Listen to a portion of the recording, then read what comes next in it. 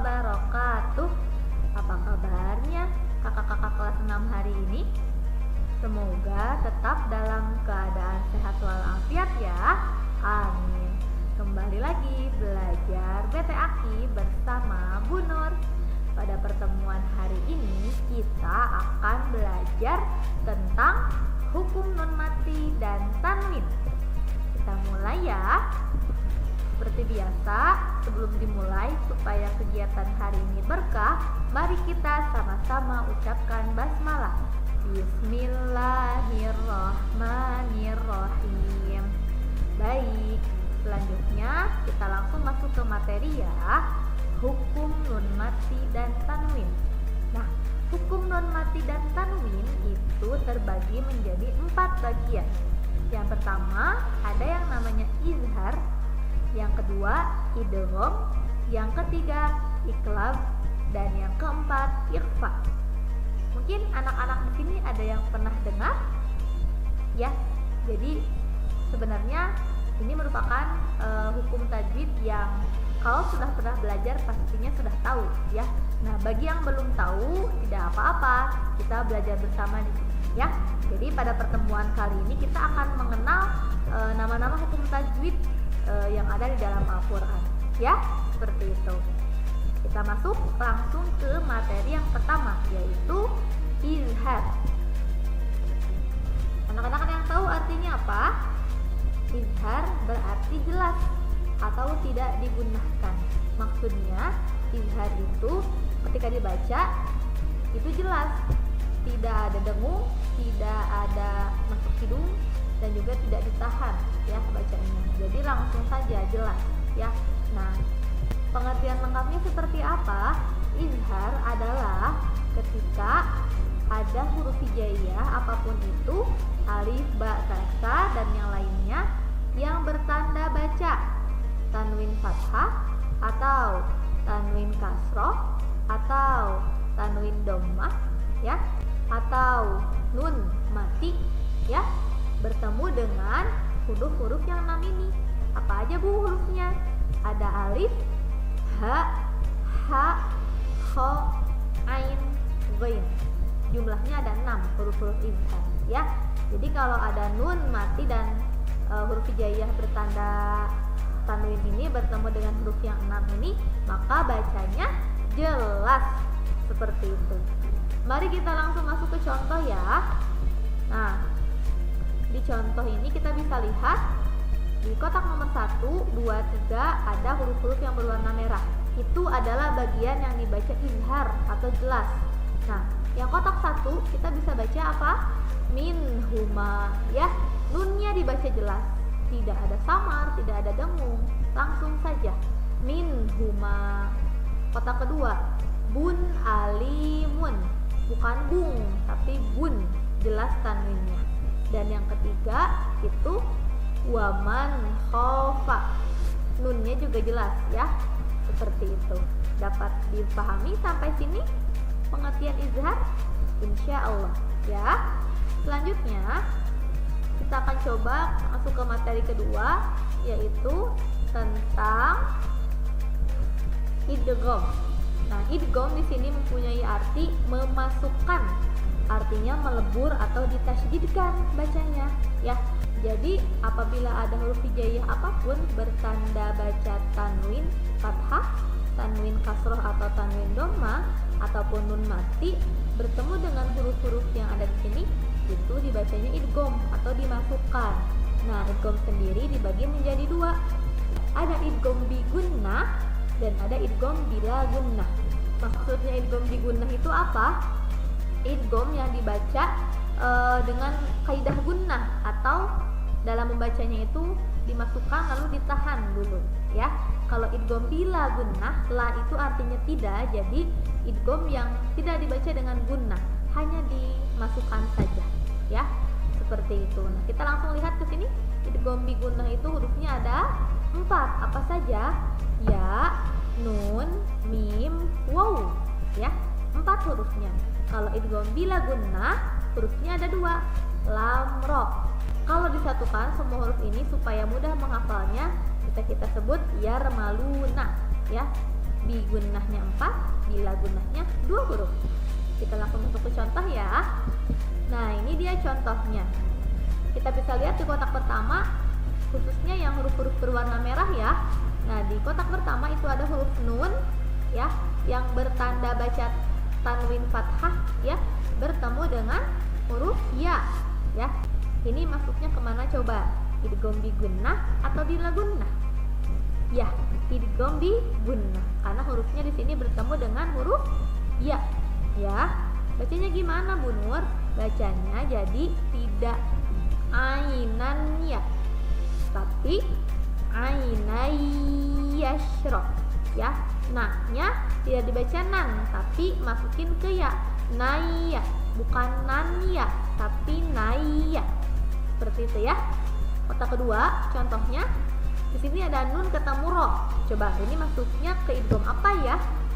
Idgham bila gunnah ya. Nah, ini cara bacanya adalah bukan min ro, tapi nunnya dianggap tidak dibaca, langsung masuk ke ro. Mirrobbihim gitu ya. Lalu kotak ketiga, nun ketemu waw. Ini masuknya kemana? Idgham bi gunnah. Karena nun matinya ketemu dengan waw. Bacanya gimana? Miwaroihim ya. Langsung masuk ke wa. Jangan minwa, tapi miwa. Langsung dimasukkan. Seperti itu. Dapat dipahami? Insya Allah ya. Latihan lagi. Selanjutnya materi ketiga itu tentang apa? Ya, iklab. Ya, iklab mempunyai arti mengubah suara yang asalnya nun ya, diubah menjadi mim dan disertai gunnah, artinya ditahan ya.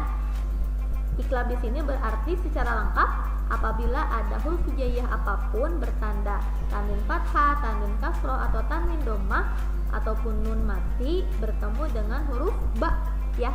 Jadi iklab hurufnya hanya satu, hanya ba saja ya. Biasanya kalau di Al-Qur'an itu selalu dibantu dengan huruf mim kecil. Mungkin kakak ada yang pernah lihat ya, di Al-Qur'an kalau ada nun ketemu ba biasanya di antara itu suka ada mim kecil. Nah, itu namanya iklab ya. Nah, itu dia. Hurufnya satu, jadi mudah sekali untuk menghafalnya ya. Nah, kita langsung masuk ke contoh. Di contoh di sini dijelaskan kotak satu itu ada huruf-huruf yang berwarna merah ya. Di sini mohon maaf Bu Nur tidak masukkan mim kecilnya ya. Kita coba baca sesuai dengan huruf yang ada ya. Kotak satu di situ kita baca. Kalau kita belum tahu mungkin kita akan bacanya seperti ini. Anba'uhum begitu ya. Tapi karena kita sudah tahu iklab, kita anggap di atas nunnya itu ada mim kecil. Jadi bacanya gimana? Bunyikan ke suara mim. Amba, amba'uhum ya, ada mimnya. Kotak kedua, ambiuni ya, di nunnya ganti ke mim. Ambi, ambiuni gitu ya. Lalu di kotak ketiga itu ada min ketemu ba, bacanya jadi mimbako liha, mimbako liha ya. Nun ketemu ba, bacanya bukan min ba, tapi mim, masukin ke mim. Mimbako liha. Seperti itu ya. Dapat dipahami? Oke, insya Allah. Nanti latihan lagi ya. Kita masuk ke materi terakhir yaitu tentang ikhfa. Nah, ikhfa di sini mempunyai arti menutupi atau disamarkan dan disertai gunnah. Jadi bacanya itu mendengung ya, disamarkan nunnya dan disertai gunnah, ditahan dulu ketika membacanya. Lengkapnya ikhfa berarti apabila ada huruf hijaiyah apapun bertanda baca tanwin fathah, tanwin kasroh atau tanwin dhammah atau juga nun sukun ya, bertemu dengan huruf-huruf yang 15 ini ya. Jadi ikhfa itu hurufnya lebih banyak dari yang tadi ya, ada 15. Ada apa saja? Ta, sa, jim, dal, zal, zai, sin, shin, fa, qaf, sod, dod, to, zo, kof ya. Hurufnya ada 15. Jadi ketika bertemu ini maka dibacanya disamarkan. Bagaimana Bu? Seperti ini. Nah, kita masuk langsung ke contoh. Contoh pertama di kotak nomor 1. Di situ kita lihat huruf yang berwarna merahnya ya. Ada nun mati ketemu ta. Bacanya gimana biasanya? Lanta ya. Tapi karena di sini ada ta dan ta itu hurufnya masuk ke huruf ikhfa, maka bacanya bukan lanta tapi langta. Langta ya. Nunnya disamarkan ya. Nunnya disamarkan. Jadi tidak jelas gitu ya. Antara nun dan ang bacanya jadi langta ya. Langta masta. Begitu ya. Kotak kedua, ada nun mati ketemu to. Bacanya bukan anto tapi nunnya disamarkan. Jadi antobako. Antobako. Gitu ya. Itu kotak kedua. Kotak ketiga ada nun mati bertemu dengan huruf dal. Bacanya gimana Bu Nur? Bacanya mingduni. Mingduni. Bukan mindu tapi mingduni. Nunnya disamarkan. Seperti itu ya. Dapat dipahami? Insya Allah. Nanti latihan lagi ya. Baik, itu saja untuk hari ini. Tantangannya adalah silahkan anak-anak buka Quran surat Al-Humazah ya, lalu analisis tajwidnya ya. Maksudnya gimana Bu Nur? Jadi silakan anak-anak buka. Nih contohnya Bu Nur perlihatkan ada surat Al-Humazah. Lalu di Al-Humazah itu silahkan ditandai, misalnya wailuli. Kan bacanya bukan wailunli ya. Nah itu lunli tanwin ketemu la. Kira-kira itu maksudnya kemana ya? Izhar, ikhfa, idgham atau iklab. Nah nanti dilihat lagi ciri-cirinya. Nanti tandai di bawahnya pakai pensil. Ini masuk ke idgham, misalnya gitu ya. Nah lalu yang lainnya juga dilihat dan ditandai ya. Hari ini kita hanya mengenal dulu saja. Nanti kedepannya mungkin bisa dibahas lebih dalam lagi ya. Seperti itu saja. Tantangannya dikerjakan dan tidak perlu didokumentasikan ya. Disimpan dengan baik materi hari ini. Seperti itu. Alhamdulillahirrabbilalamin. Itulah dia materi pada pertemuan hari ini.